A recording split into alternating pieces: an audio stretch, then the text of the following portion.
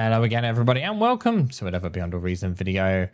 I don't know about you, but it's extremely hot at the moment, so seeing a nice blue ice map, I'm just channeling the cold in my mind, hoping that it cools down. So hopefully this match will cool you off as well, as we are back on Argent Strata with a 1v1 between C3b0 and Chronopolize. Now this is set on a tourney preset, which means all of the custom widgets and such that everyone may have is off, which is great practice for 1v1 tournaments.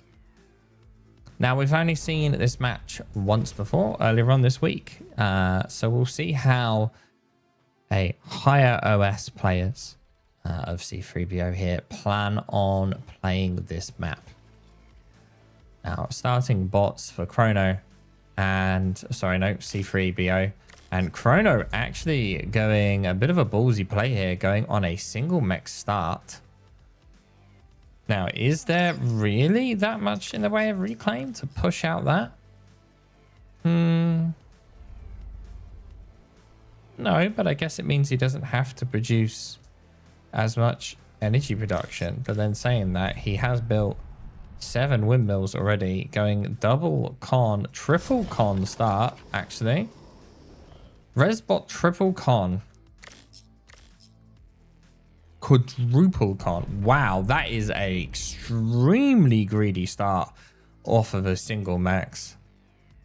And he will now be leaving the base with no defense, hoping that by the time he gets out that one of these grunts will be built, which it is. But if this would have been the same play as what we saw before on the map, Indomitus playing extremely aggressive, Chrono would have been very, very heavily punished for that amount of greed.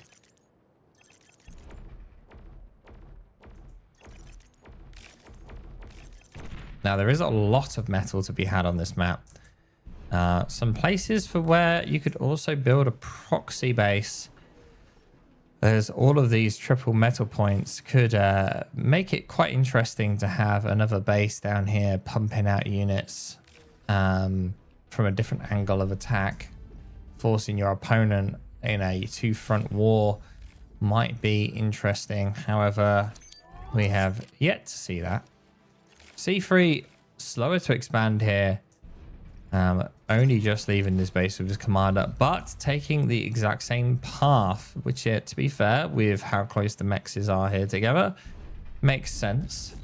He does have 2 expanding cons though, and we have 2 con turrets down, pumping out energy, whereas obviously, as we saw before, we have 2 cons in base for Chrono, 2 expanding cons, and a 5th con about to be built now. So huge amount of build power difference between the 2 players. I say that, let's say movable build power. I mean, technically, I guess you could move the con turrets, but right now they aren't able to do that.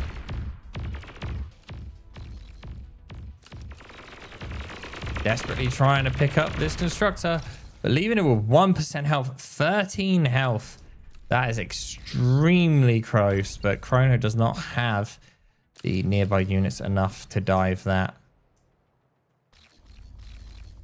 Now, with the build power that Chrono has moving around, he will be able to expand quicker than C3. C3 does need to be careful. This one element, he didn't actually rebuild the metal extractor. Interesting. Looks like he's prioritizing blocking off avenues over the mechs. Running a little bit light on army C3 here. He does have access to Centurions, which would stop a lot of this early aggression. Ooh, we missed it, but the... sorry, words are escaping me this morning.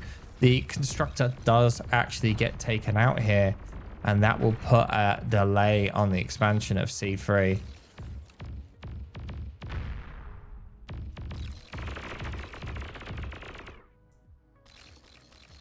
Some mismanagement of units there, but Resbots are already out from C3 here in an attempt to grab it, but does look like that Resbot is going to get caught. It does, as C3 unable to react in time. Now, we were talking about proxy labs, and that is exactly what C3b0 has done here.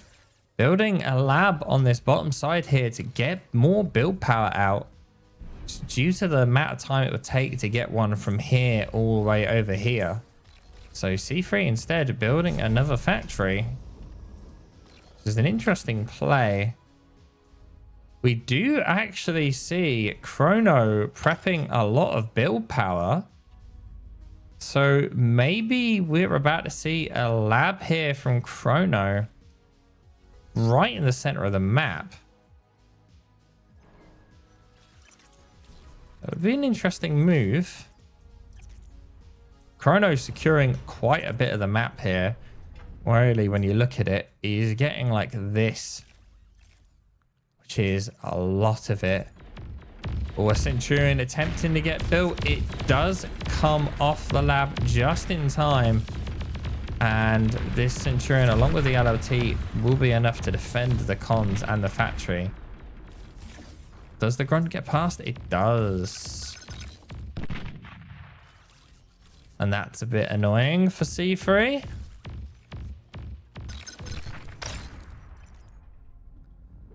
Not only that, but whilst that was going on, the units down here did manage to push and break through Chrono's army that was defending the hill.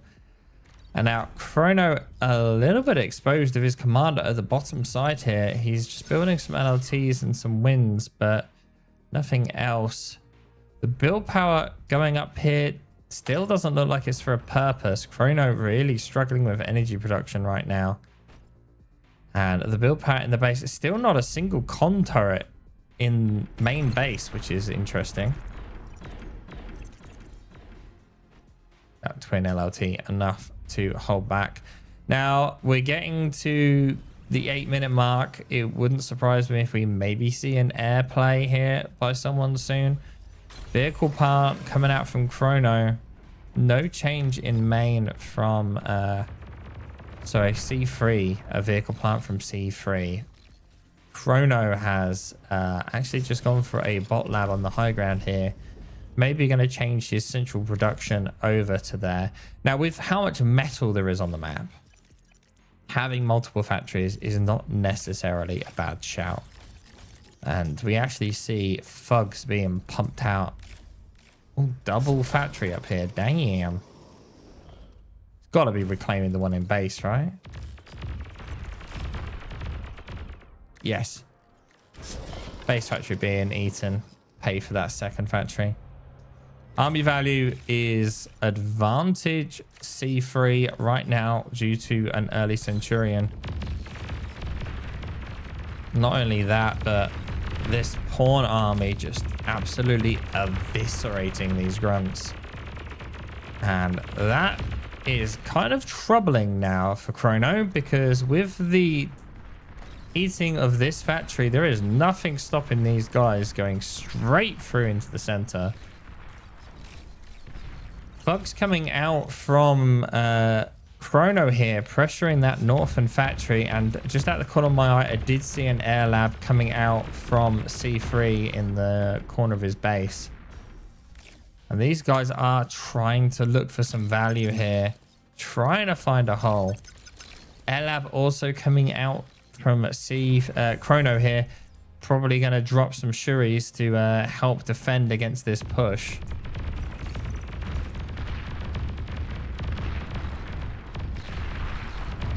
But this is going to be able to inflict some sizable damage here as these guys just continue to run past, picking up all of the extra metal extractors. It will stop the push here and not be able to make any more dents, but these guys are going to continue to do some damage. Meanwhile, over here in the center, the thugs get isolated by some blitzes and get destroyed as well. And Chrono is just losing fight after fight here. Twin Guard was not able to stop the grunts making it into the base, and some solos will get taken out because of that. Ooh. 3% health. This guy literally has 10 health. Looks like a moon. Oh, actually eating the solar now as well, which is cool. Commander, again, a little bit exposed down the bottom here. I think I just had a bomber. Did I hear a bomber? No. Okay, I'm just hearing things, clearly.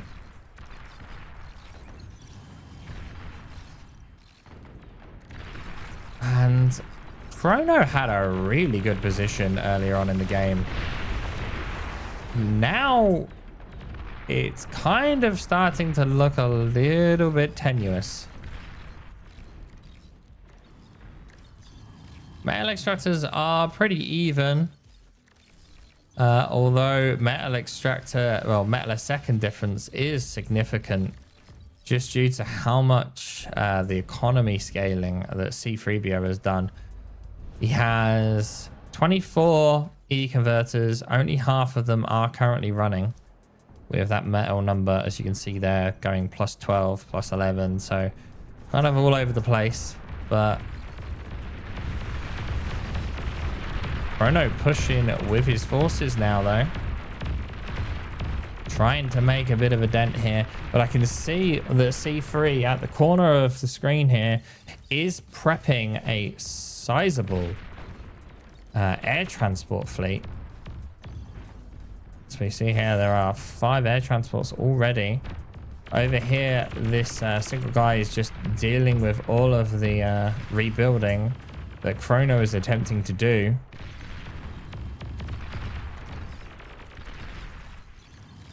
And Chrono's just not really able to secure a front line. He has Shuris. Why doesn't he just Shuri these guys and then eat them? He's down a sizable chunk of metal extractors right now. And the air transport's coming in to steal the build power. What? What the hell? Steals the build power and then marches his army into the base. I have never seen that before. And is Chrono just gonna capture them all now? Sorry, C3. I keep mixing them up because they both start with C.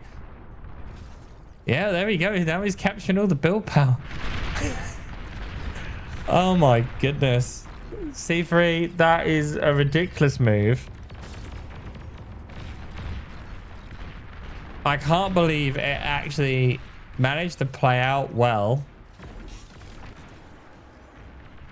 Saying that though, you're seeing more and more blitzes are just making its way into this hole that's still not actually been cleared up here at all. Chrono is amassing a decent group of units here, 33 units. All the memeing that C3 has done has somewhat paid off. He is now Tech 2. And with welders making their way to the front line. And a fat boy. Will Chrono be able to make use of that? We'll find out in a moment, I guess.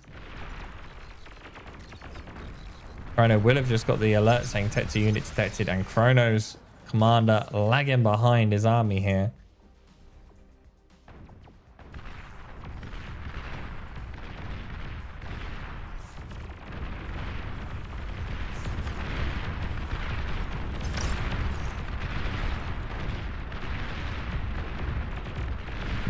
No air support at all from Chrono.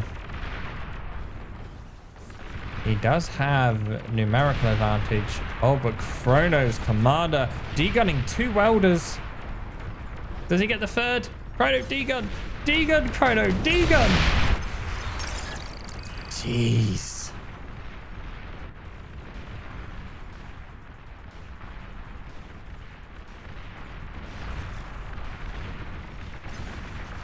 Chrono is playing with fire here.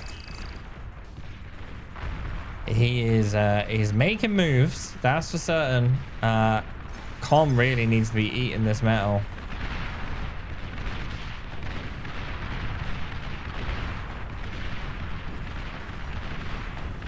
He needs to kill the factory or kill the build power, kill something.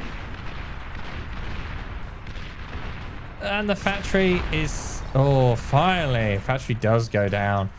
Chrono sacked his entire army, though, for this engagement. And he... Yes, he took the factory out, but now with a fat boy... He still does not have the mexes right outside of his own base.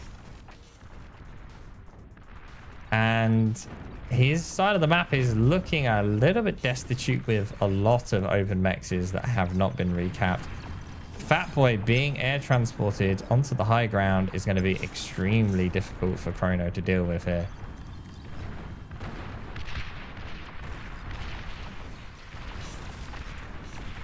Finally, some fighters. Yeah, shurikens versus beamers. I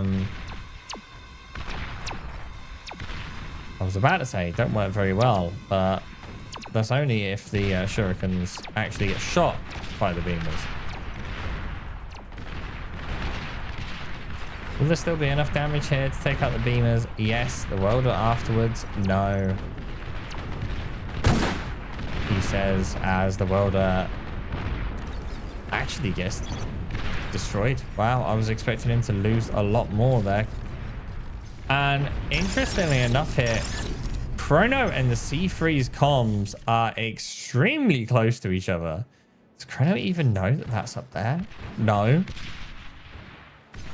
Oh, can you imagine if Chrono just walks his come right into C3? Yeah. Fat Boy is getting moved. Now on the low ground.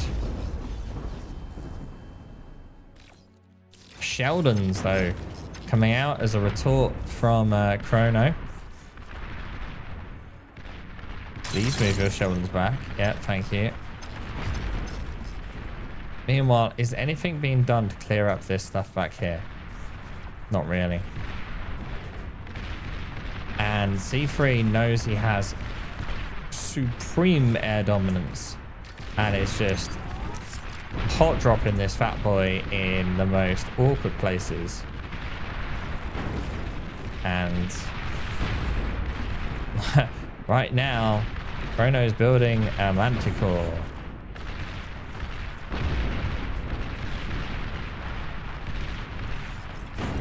I don't see this base lasting long. He needed to have air superiority, which he doesn't, in order to Fat Boy get the Fat Boy with like shurikens or something. But tempting to go in for a D gun here. It's like Chrono. How much is his energy looking? Extremely ballsy play. Is he going to manage to pull it off? D-guns the Fat Boy. D-guns 2 more welders. D-guns the entire Tech 2 army of C3. Very, very well played, Chrono.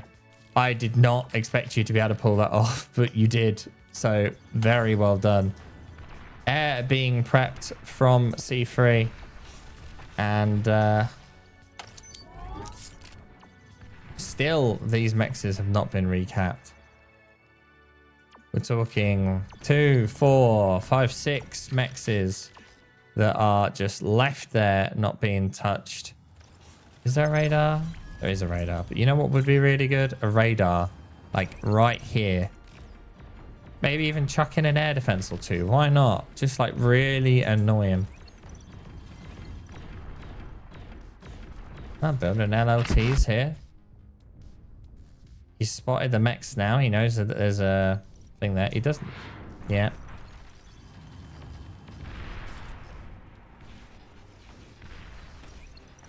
The problem is Chrono just has no air like superiority whatsoever, and that is costing him big time. C3's comm though, if C3's comm does get spotted, that is a big problem for C3. He is really exposed right now. He's got Sheldons coming up to clear the corner, and the comm is just in a spot where it cannot get out.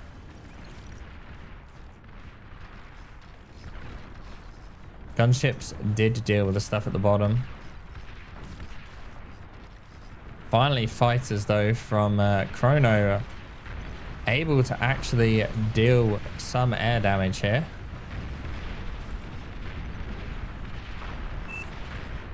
Oh, and C3 calling the GG. Yeah, it's probably because he knows his commander's going to get caught here.